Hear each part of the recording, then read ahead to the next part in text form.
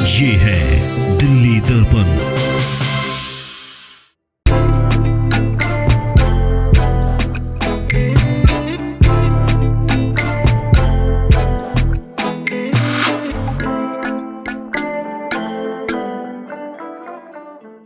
आप देख रहे हैं दिल्ली दर्पण टीवी। मैं हूं आपके साथ शिवानी मोरवाल। आज हम मौजूद है मुखर्जी नगर में। यहां पर कुछ टीचर्स मेरे संग मौजूद है, उनसे बात करेंगे और पूछेंगे कि जो दिल्ली सरकार का जो फैसला है कि 10th और 12th के लिए स्कूल खोल दिया जाए, क्या अब कोचिंग सेंटर भी खुलने चाहिए। तो आइए चलते हैं और उनसे पूछते हैं। हाँ जी सर, पहले तो आपको बहुत स्वागत है चैनल में।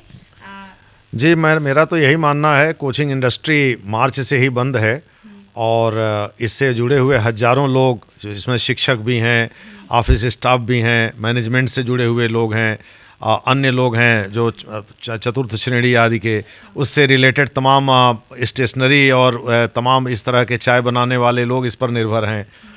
तो ऐसी स्थिति में जबकि 10वीं और 12वीं के विद्यालय खोल दिए गए हैं दिल्ली में, तो कोचिंग संस्थानों को खोलने में क्या दिक्कत है। कोचिंग संस्थानों से करोड़ों रुपए GST लिया जाता है, इनकम टैक्स लिया जाता है, लेकिन इसके बाद भी इस तरफ सरकार का बिल्कुल ही ध्यान नहीं है। मेरा मानना है कि सरकार को इधर ध्यान देना चाहिए। सर, अब जैसे अब मार्च आएगा तो 1 साल हो जाएगा पूरा, लॉकडाउन भी लगा, कोरोना काल भी था, तो इंस्टीट्यूट वालों को क्या मतलब कि आपकी क्या हालत है उस टाइम? बहुत दिक्कत हुई है। अब जैसे जो लोग इस पर निर्भर हैं, उन लोगों ने लोन लेकर के किसी तरह से मकान लिया है। अब वो लोन की किस्त कैसे चुकाएं, चूँकि मोरेटोरियम तो इन्होंने केवल अगस्त तक दिया था। उसके बाद बैंक वाले लगातार प्रेशर डाल रहे हैं, भाई आप किस्त चुकाइए। सरकार ने कोई इंसेंटिव दिया नहीं, सरकार ने कोई बेनिफिट दिया नहीं, ना कोई राहत दिया। तो उस तरह की एक अलग दिक्कत है। बच्चों की पढ़ाई लिखाई से संबंधित जो चीज़ें हैं, वो सभी की सभी दिक्कतें हैं। इसके अलावे जो है घर परिवार को संभालना, उनको चलाना, ये सब सारी चीज़ें रुकी हुई हैं। तो मेरी समझ से ये परे है कि जब शराब की दुकान खुल सकती है, यानी जिसको हम मदिरालय कहते हैं, जब सिनेमा हॉल खुल सकते हैं, जब जिम खुल सकते हैं, जब ये बेदिंग पार्क वगैरह जैसे ये बेदिंग घाट वगैरह खुल सकते हैं, तो आखिर इंस्टीट्यूट खोलने में क्या दिक्कत है। सर, आपका इस पे क्या कहना है कि बच्चों की पढ़ाई का तो नुकसान हुआ ही हुआ, पर आपके क्या क्या नुकसान हुए इस बार?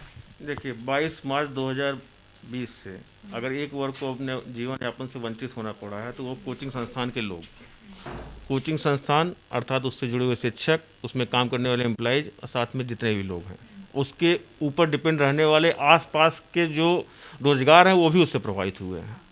तो क्या, जब सर ने जैसा बताया कि मदिरालय खोले जा सकते हैं, सिनेमा हॉल खोले जा सकते हैं, तो कोचिंग संस्थान क्यों नहीं?